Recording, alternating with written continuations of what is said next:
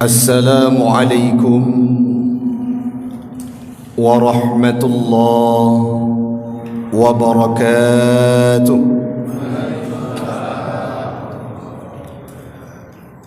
الحمد لله الذي أرسل رسوله ليظهر على الدين كله ولو كره الكافرون، والصلاة والسلام على سيدنا محمد أصحاب العقول وعلى آله وصحبه ذوي الغفور. أما بعد، فقال الله تعالى في القرآن الكريم: أعوذ بالله من الشيطان الرجيم، بسم الله الرحمن الرحيم، واستعينوا بالصبر والصلاة وإنها لكبيرة إلا على الخاشعين. وقال تعالى في آية أخرى: لكم دينكم ولي دين. صدق الله العظيم وصدق النبي رسوله الكريم، ونحن على ذلك من الشاهدين والشاكرين. إلهي أنت مقصودي ورضاك مطلوبي، أعطني محبتك ومعرفتك. Jamaah sedang solat maghrib sembari menunggu solat Isya sekeyakinan seakidah yang kami muliakan. Marilah di awal perjumpaan kita pada malam yang berbahagia ini, kita memuja dan memuji Allah empunya alam semesta, seorang Nabi Khatimun Nabiyyin, penutup segala nabi-nabi dan rasul. La nabiyya ba'dah, tidak ada nabi setelahnya. Walaupun kita pahami banyak nabi-nabi yang bermunculan, namun dalam firman-Nya Allah, Rasul Nabi Muhammad merupakan utusan terakhir yang tidak ada nabi setelahnya. Selawat dan salam kepada Rasulullah sallallahu alaihi wasallam, seorang nabi yang dipilih oleh Allah, diberikan cobaan terberat dalam kehidupannya. Dari semenjak beliau dilahirkan dalam kondisi tidak bisa meratapi indahnya wajah sang ayah, 4 tahun ada yang meriwayatkan kurang lebih di kota Abwah, berpisah dengan ibunda tercintanya Aminah. Tinggallah beliau dalam kehidupan sebatang kara, mengarungi bahtera kehidupan. Tidak ada seorang keluarga dalam kehidupan beliau. Selawat dan salam kepada al dan sahabat beliau sekalian yang telah memberikan kontribusi terbaik mereka untuk Islam, agama yang dicintai, rela dihela, rela dicaci, rela dimaki demi tegaknya akidah Islam, yakni kalimatul haq, la ilaha illallah Muhammadur Rasulullah. Yang kita hormati guru kita bersama, Imam Syekh Masjid Jami' Kota Luxmawi, Ketua BKM, pengurus masjid, jamaah sidang solat maghrib dan Isya sekeyakinan seakidah yang kami muliakan. Ya Rabb, malam ini kami berkumpul di bawah atap masjid-Mu. Harapan kami kelak, kumpulkan kami di yaumil qiyamah dalam surga-Mu bersama baginda Rasul yang kami cinta dan kami rindu, yakni Nabi Muhammad sallallahu alaihi wasallam. Amin ya rabbal alamin. Hamba Allah orang syi'lun, kalau kita analisa dari hari ke hari, tanpa terasa Islam itu makin tersudutkan, Islam itu makin dipojokkan dalam kehidupan.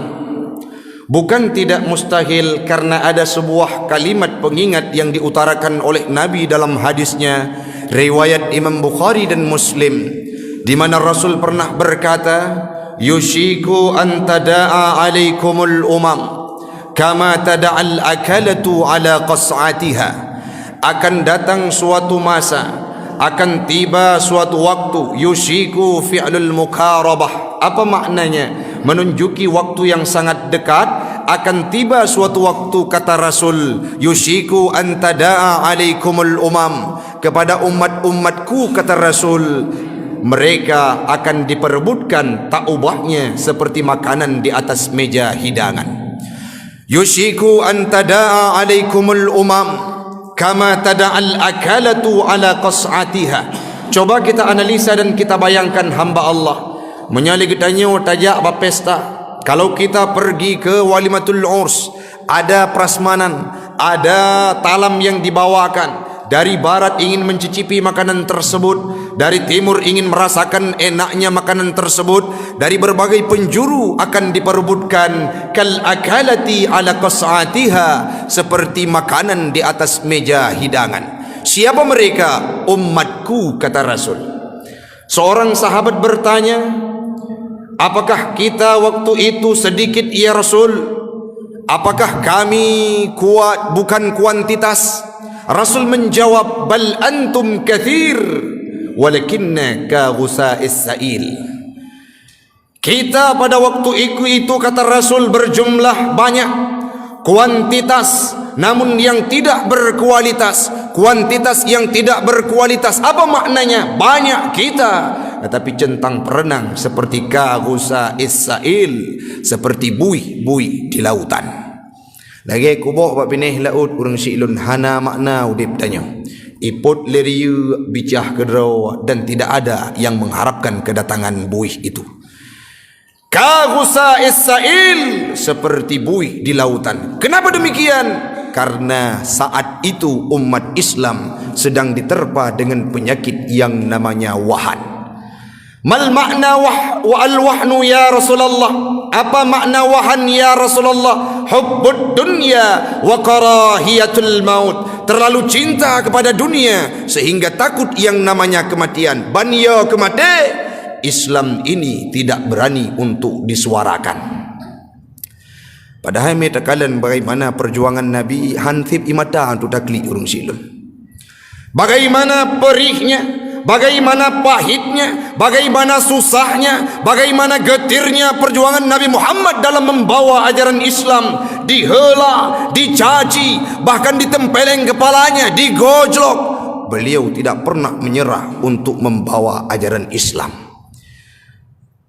Sekarang banyak kita dapati hamba Allah, orang yang kadang-kala berbicara dengan atasan, kalau engkau bekerja tidak sesuai dengan perintahku, walaupun tidak sesuai dengan ajaran Islam, dia tinggalkan Islam, menuhankan atasannya.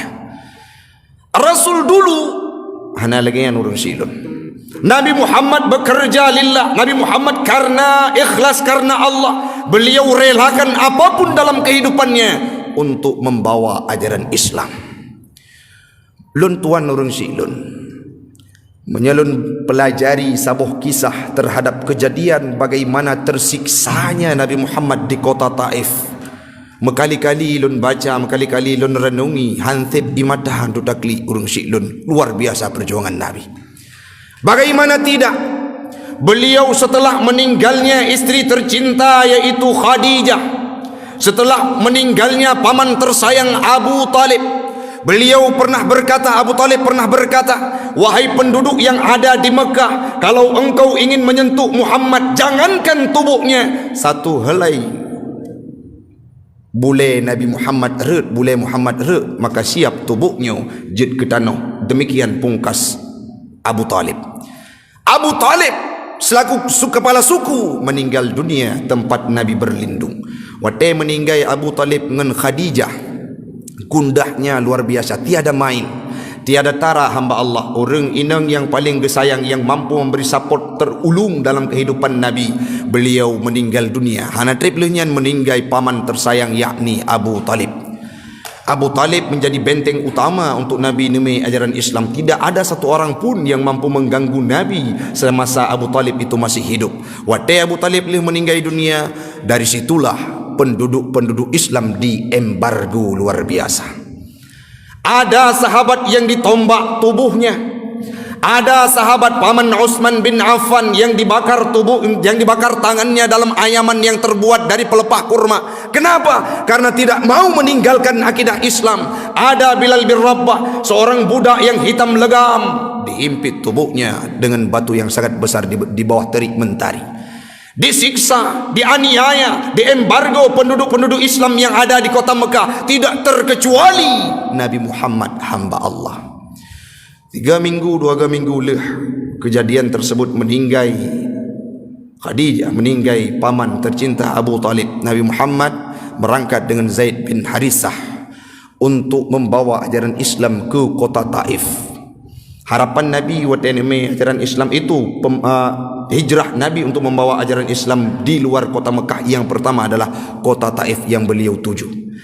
Tempatnya yang dingin, sejuk, ketinggiannya kurang lebih 1.500 meter di atas permukaan laut. Di kota Taif itu kalau kita pergi sekarang, siapapun yang sudah pernah umrah, banyak sekali persediaan buah-buahan segar di sana. Di kota Taif itu pula jauh dari Mekah kurang lebih 100 km. Cina bayangkan Nabi Muhammad berangkat di bawah lembah-lembah, di bawah teriknya mentari, berdua dengan Zaid bin Harisah. Beliau berangkat untuk hijrah ke kota Taif. Di sana ada raja-raja, di sana ada penduduk yang luar biasa. Yang sakitnya hamba Allah, yang pilunya kita sebelum Nabi datang, diketahui wacana Nabi tersebut oleh seorang kafir Quraisy, yakni Abu Jahal. Bedah Abu Jahal, Umar bin Hisham, yakni Abu Jahal, bedah berangkat ke kota Taif berjumpa dengan suku Sakif. Dilakukan provokasi yang luar biasa, sehingga seluruhnya, rajanya, penduduknya, seluruh suku Sakif sudah anti terhadap kedatangan Nabi Muhammad. Mampu nandanya ngurung silun wate kali hana urang perkara mesti lagi gedanya dak bedah dan jauh gampung pulan hidih kali hana urang hasud gedanya, sehingga setiba kita di tempat tersebut kita tidak disambut dengan kemewahan. Apalagi Nabi Muhammad dalam konteks untuk membawa ajaran Islam. Wate tro kota Taif kemenetap le Nabi kurang lebih 10 uro. Wate tro kena 10 uro mutidro urang haidingo terhadap Muhammad.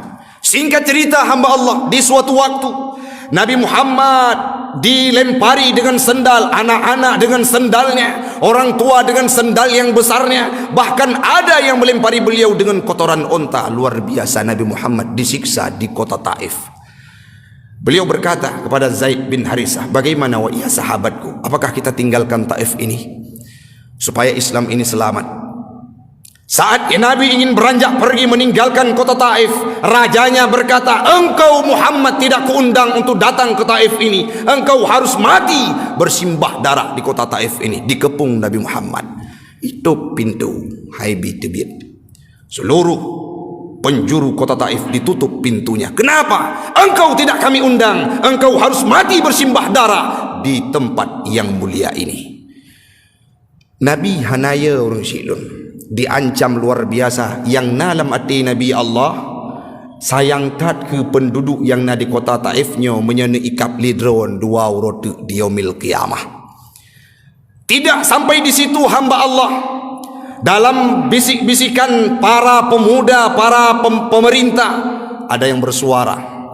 Watenya Nabi Yirom ngan pelepuk kurma, ngan kotoran onta, bahkan ada yang melemparinya dengan bebatuan. Wate tengah hiram-hiramnya, put apa mati ke Muhammad ini? Jawab oleh seseorang di antaranya, jangan. Karena Muhammad itu punya suku, punya kabilah, punya kaum, punya golongan di kota Mekah. Takutnya kita akan diobrak-abrik oleh mereka. Karena ia takut truk bantuan kepada Nabi Muhammad sehingga diberikan peluang untuk bebas. Pegejak bebas, Nabi langsung berangkat, bukan. Tapuo Muhammad, apabila Muhammad dari gerbang Taif ini jangan semena-mena. Bagaimana caranya? Utus semua bala tentara yang tegap tubuhnya. Dipanggillah pemuda-pemuda yang kekar tubuhnya. Dipanggillah pemuda-pemuda yang luar biasa kuat. Di Yudang 2 boh saf, Yudang 2 boh barik, ipegat lorong, hanya ada satu jalan Nabi Muhammad untuk menempuh. Beliau keluar dari gerbang Taif, melewati para pemuda-pemuda yang tegar tubuhnya tadi. Seraya pemuda-pemuda tersebut, di tangannya ada sebuah gempalan batu yang luar biasa. Sudah mereka rencanakan untuk menyiksa Nabi Muhammad. Luar biasa. Ini bayang urang silun. Hana jalan lain Muhammad untuk gada di kenli raja yang berada di kota Taif. Tidak ada jalan lain wahai Muhammad untuk engkau keluar dari kota Taif ini kecuali melewati para pemuda tersebut. Apakah Nabi takut? Bukan. Nabi tidak takut untuk melewati hal tersebut. Yang Nabi takuti adalah sebelum beliau mampu mencegah, para malaikat yang menjaga gunung Taif akan ditimpakan musibah kepada mereka. Walaupun Nabi Muhammad tengah disiksa luar biasa, beliau tidak pernah merasakan beban tersebut. Yang beliau fikirkan bagaimana nasib orang yang sedang menderanya. Gejak gelangkah kaki Nabi urung silun. Cina bayangkan dengan mata hati Nabi gelangkah berangkat dari unun ihram bate bak muka kenang keneng ru darah. Malik oleh Nabi uya. Tengah geser oleh Nabi uya. Ihram rawiya masih unun. Coba bayangkan seorang yang sangat mulia, yang tidak ada manusia yang masuk surga sebelum beliau masuk dalam surga, tetapi beliau pernah dirajam oleh umatnya, yaitu suku Saqif yang sekarang mayoritas Islam. Tidak demikian hamba Allah. Langkah demi langkah Nabi melaju, dilempari dengan bebatuan yang runcing sehingga betisnya Nabi keluar darah luar biasa. Pernah saat di pertengahan pemuda tersebut, Nabi didorong dari belakang tersungkur ke depan. Nabi dibangunkan kembali, didorong kembali. Berpuluh-puluhan kali Nabi menerima darah tersebut, berlumuran darah dalam memperjuangkan akidah Islam. Hari ini uronyo urung silun na urung Islam yang ia gepegah Islamnya adalah agama yang betul.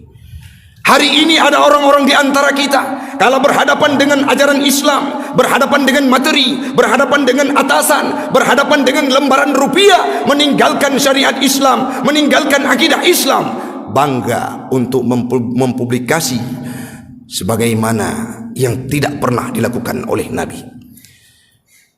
Rudara, ingat luntuan lam saboh, riwayat hadis yang pernah luntuan baca, geibaratkan darah Nabi yang melengket bak tanah gerbang kena tebit kota Taif. Tak ubah ji lagi tanya tawa dari tagila lehop, datamong tajak saboh tempat lehop tersebut tinggai dilikut lagian ke darah Nabi ili ban saboh tubuh urung silun. Cina bayangkan sosok pejuang Nabi Rasul yang kita cintai. Kita membayangkan seolah Islam hari ini yang kita anut adalah agama yang mudah saja dibawa oleh Rasulullah. Tidak. Agama Islam adalah agama yang sangat luar biasa perjuangannya yang ditempuh oleh Nabi luar biasa. Beliau pernah gerahamnya jatuh. Beliau pernah tersayat dengan senjata lawan. Beliau pernah putus rambutnya. Beliau pernah kalah di perang Uhud yang sahabat kala waktu itu banyak sahabat meninggal dunia. Bahkan paman tersayangnya Hamzah meninggal dunia di perang Uhud yang dilaksanakan oleh Nabi. Nabi Muhammad pula pernah gepeh oleh li Abu Jahai atih Bukit Safa. Bukit Safa bukan bateji runcing-runcing lagi karium, tapi gepeh oleh Nabi Muhammad li Abu Jahal red uyu watenya mendarah oleh Nabi baru ketamong Islam Hamzah karena sayang kepada keponakannya. Orangnya tanya bayangkan methu tanya takalan Islam ini makin tersudutkan. Kita tidak ada niat dalam hati kita untuk kembali berdiri tegak memajukan Islam, membangkitkan syiar Islam. Maka kita tanyakan bagaimana legalitas kita menganut agama Islam yang sembari dulu Nabi Muhammad orang yang paling mulia, yang dijanjikan surga, bahkan bukan untuknya, untuk kita dijanjikan surga oleh Allah. Innal jannata muharramatun 'alal umam hatta tadkhuluha ummatu. Surga ini diharamkan kepada umat-umat yang lain sebelum umatmu wahai Muhammad masuk dalam surga. Itu diberikan jaminan oleh Allah. Orang yang paling mulia bukan dirinya, kita sebagai umatnya diprioritaskan surga. Tapi ada di antara kita hari ini hamba Allah, baik lon, drone, katanya Bandung dan seluruh orang-orang Islam yang kadangkala mengabaikan urgensitas untuk mensyiarkan Islam, sehingga lambat laun Islam ini tenggelam. Lambat laun Islam ini hengkang. Lambat laun Islam ini akan terjadi sebagaimana dalam hadis Nabi, kuantitas yang tidak berkualitas. Media kita terbatas, hanya sekedar mimbar dari mimbar ke mimbar di masjid, hanya sekedar dari mimbar dakwah ke mimbar dakwah di suatu tempat, tapi media orang yang bukan Islam tiada henti mereka mengganggu ideologi-ideologi orang-orang Islam, bahkan pemuda-pemuda kita, sehingga mereka tersesat jalan hamba Allah. Leh tebit Nabi daripada Gunung Taif, nyata pegah bagaimana akhlak Nabi yang luar biasa. Leh tebit dari gerbang Taif, lemparan-lemparan batihan teruk le kagada dari pandangan orang-orang yang ada di kota Taif. Watenya Nabi truk Jibril gekun bak Nabi Muhammad, ya Rasulullah, iya Jibril, ada apa? Malaikat penjaga gunung Taif mulai bunuh kagepreh Muhammad. Pegadra gepreh ya Jibril, gatah telake ba Allah supaya diizinkan kepada mereka untuk gelungkop gunung Taif tersebut di atas umatnya.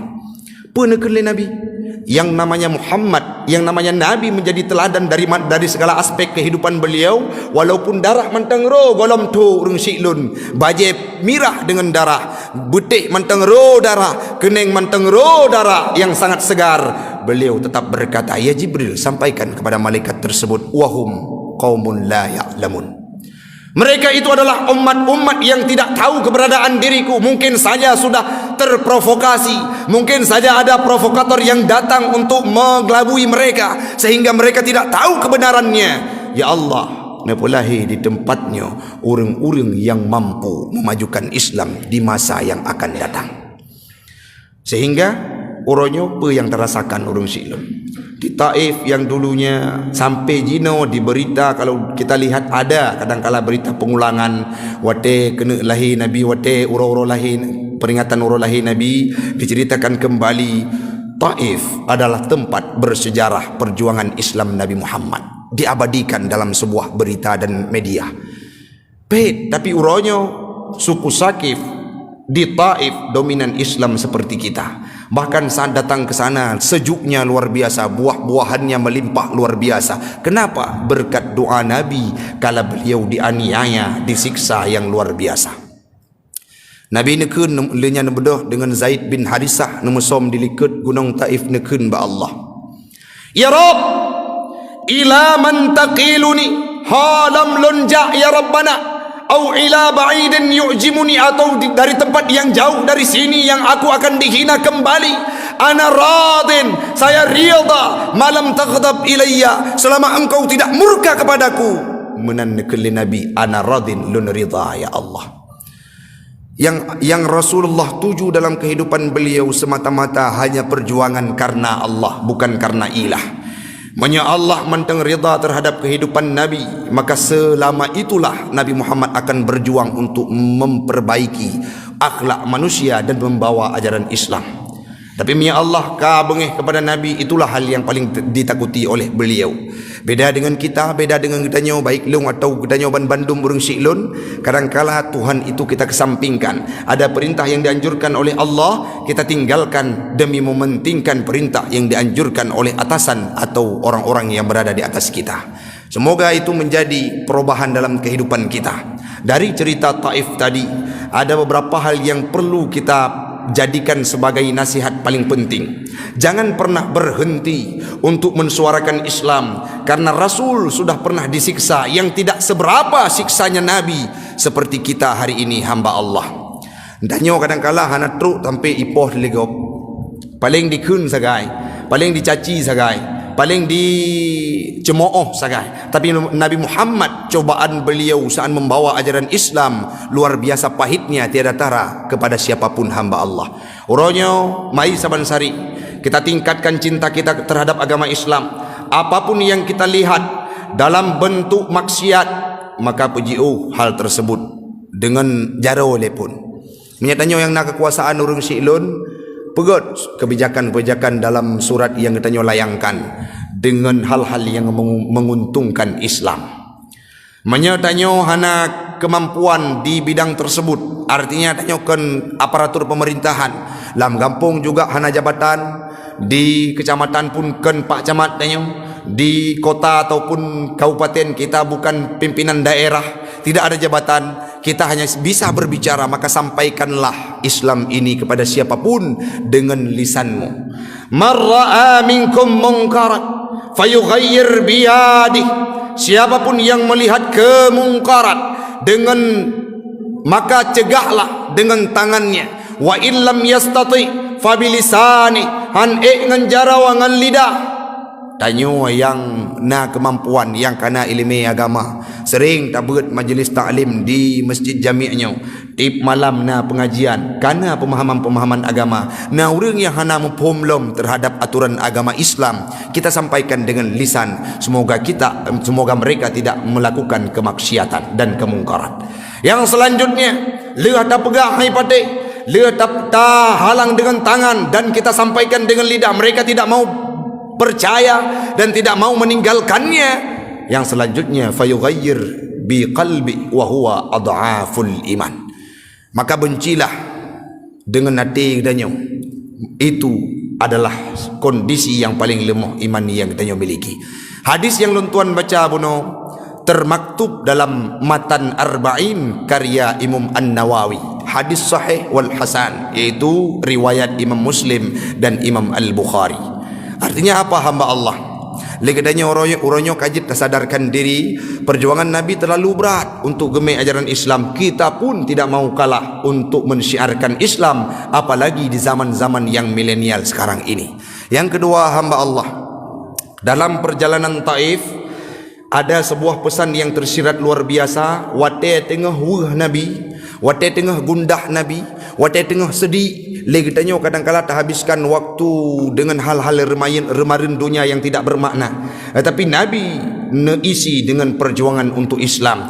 Legitanyo han mampu terperjuangkan Islam. Kalau kita sedang gundah, datanglah ke masjid di sepertiga malam, ketuklah hatinya Allah, merengkuh rahmatnya Allah, mengadu ba Allah, ya Rabb, cukup le masalah dalam kehidupan lun, cukup gundah hati lun, cukup lun ya Allah, hanapat li lun mengadu, hanapat li lun memohon, melainkan ba'dro ni ya Rabbana, betodro dengan musalla urung si lun. Sebagaimana yang diterapkan oleh Nabi, wate Nabi tengah gundah, wate Nabi tengah apa hati gopnya tengah ruyang raya, Nabi mencari ketenangan dengan membawa ajaran Islam.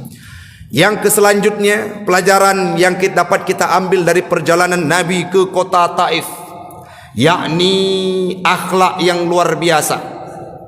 Walaupun dicaci maki, dilempari dengan pokok korma, dilempari dengan bebatuan yang membuat pelepisnya berdarah, betisnya berdarah, darah luar biasa, tapi Nabi tidak membalas hal tersebut dengan kejahatan.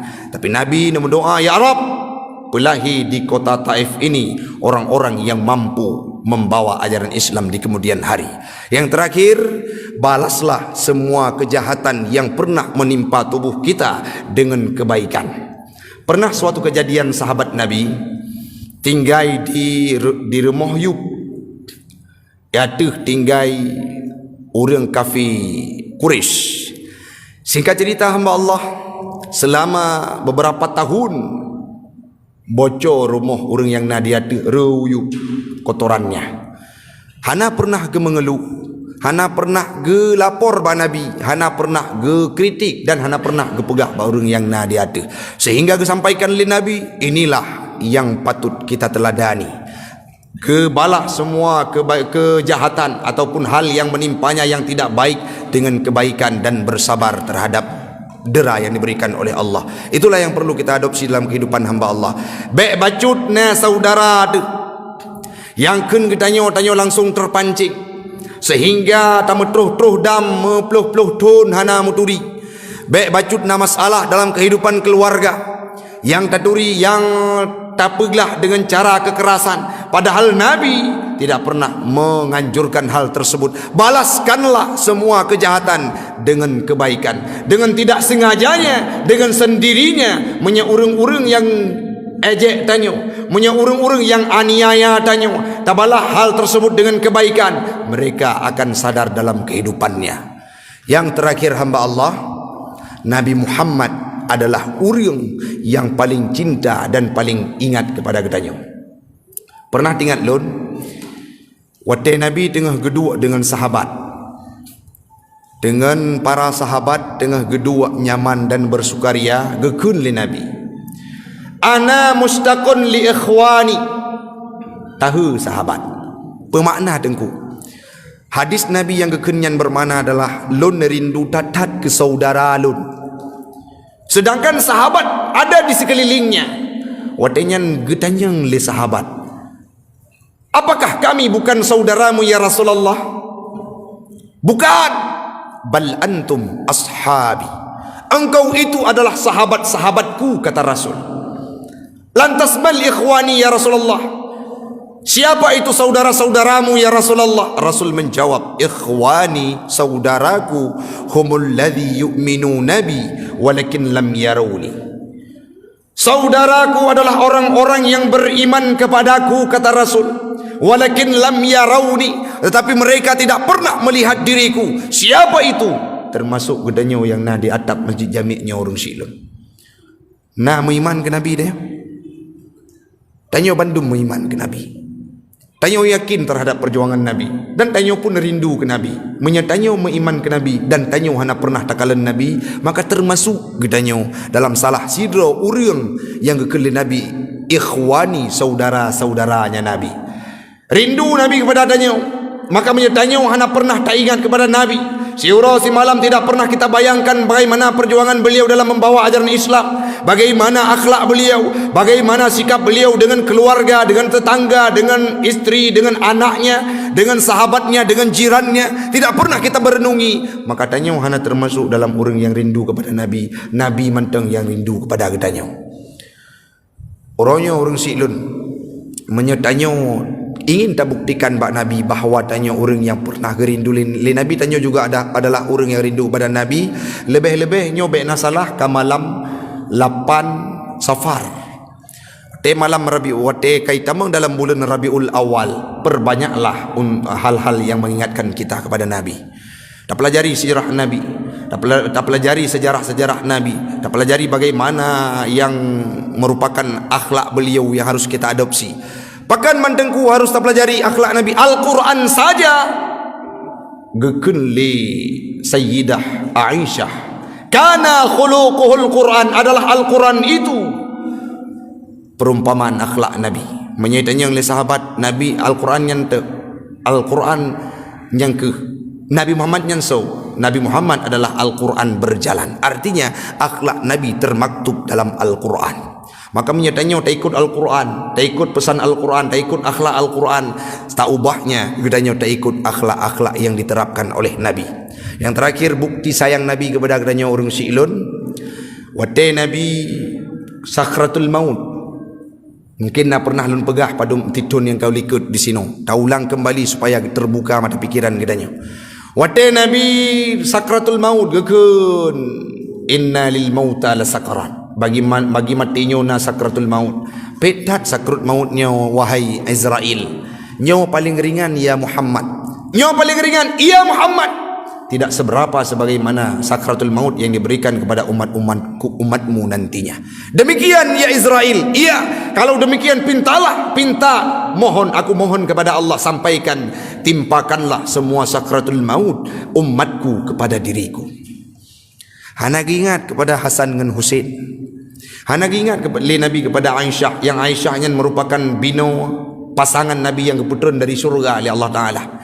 Hana ingat kepada istri-istri yang lain. Hana ingat kepada Abu Bakar. Hana ingat kepada Umar, Ali, Utsman, sahabat Nabi yang lainnya. Hana ingat Nabi kepada Fatimah, yang beliau ingat adalah umatnya. Timpakanlah semua sakit sakratul maut kepada tubuhku, kata Rasul, saking cintanya kepada beliau. Bahkan pernah Nabi nekun, ya Jibril, lon akan ridha lan waba Allah. Segalanya Jibril dialek dengan Allah, ya Allah, Muhammad dilakai jaminan terhadap umatnya akan dimasukkan seluruhnya ke dalam surga, baru dia tenang, baru dia tentram akan kembali ke hadiratmu. Menandikan oleh Muhammad, ya Jibril, iya ya Allah Ta'ala. Kalau demikian ya Jibril, sampaikan kepada Muhammad, apakah dia lebih memilihku atau lebih memilih kehidupan dunia. Muhammad tidak memilih kehidupan dunia ya Allah, tetapi Muhammad hanya meminta jaminan untuk umatnya. Selanjutnya Allah menyampaikan, fa'auhallahu ala Jibril, Allah mewahyukan dalam hadis qudsi kepada Jibril, Jibril menyampaikan kepada Nabi Muhammad, "Basyirhu ya Jibril, sampaikan wahai Jibril kepada Muhammad, innal jannata muharramatun 'alal umam hatta tadkhuluha ummatu." Surga ini akan diharamkan oleh Allah sebelum umat Muhammad tamung dalam surga. Udahnya bandum insyaallah akan tamung dalam surga. Belum punya tatim ikut sejarah Nabi, belum punya tatim ikut sirah Nabi, belum punya tatim ikuti bagaimana perjuangan Nabi. Allahumma salli ala Sayyidina Muhammad, Allahumma salli ala Sayyidina Muhammad, Allahumma salli ala Sayyidina Muhammad. Ya Rabb, kamu cinta kepada Nabi, kenapa sahabat kamu dia mil kiamah dengan baginda Rasul yang bagaimana perjuangan beliau. Rindu kamu untuk kalian bagaimana sosok Nabi itu yang pernah memperjuangkan akidah Islam sehingga Islam itu hadir dalam relung hati kami. Nampak sahabat kamu di yaumil qiyamah dalam surganya drone ya Allah bersama baginda Rasul. Yang terakhir hamba Allah, semoga nasihatnya menjadi bahan renungan bagi pribadi ulun tuan dan umumnya kepada jamaah sekalian. Baik sekedar tak dengar leh tahu tidak ada perubahan, karena ini akan menjadi poin penting bagi ulun tuan selaku orang yang menyampaikan. Setiba kita di rumah kita renungi dan kita bayangkan bagaimana pahitnya perjuangan Nabi sehingga kita tidak menyepelekan syariat Islam dan akidah Islam ini. Sekali Islam sampai mati akan menjadi umat Islam, dan semoga kita kelak akan mengakhiri hidup kita dengan kalimah la ilaha illallah Muhammadur Rasulullah. Semoga bermanfaat bagi pribadi saya dan umumnya kepada jamaah sekalian. Lebih dan kurang kami mohon maaf. Doakanlah kami semoga sehat selalu dalam perjalanan sirah dakwah untuk mengentaskan keawaman bagi siapapun. Amin. Amin ya rabbal alamin. Hadanallahu wa iyyakum ajma'in. Assalamualaikum warahmatullahi wabarakatuh.